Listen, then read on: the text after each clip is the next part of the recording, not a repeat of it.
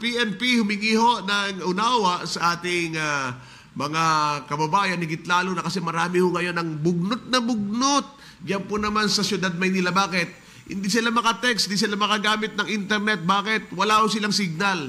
Sapagkat talagang sinadya na i-signal jam yung signal ng internet at wifi diyan po naman sa Maynila. Dala ho ng nangyayaring translasyon ngayon. May update si Edwin Moreno sa nasabing issue.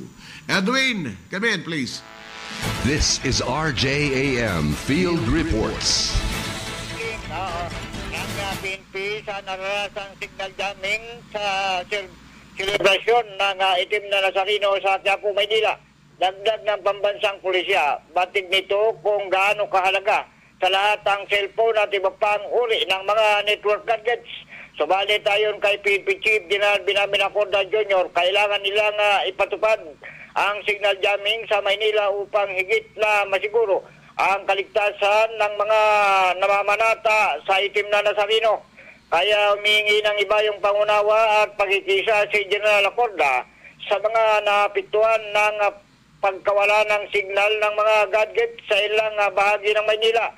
Partikular na sa mga lugar umano na tinatahak o tatahakin ng andas ng itim na Nazareno. Sinimulang ipatupad ang signal jamming sa Maynila nitong nakalipas na Enero 7 bilang bahagi umano ng inilatag na seguridad ng PNP para sa pagdaraos ngayon ng Translasyon 2024. Ako si Edwin Moreno, nagulat sa DCRJ Mang Radyo, Bandido TV. Alright, thank you to kayong Edwin Moreno.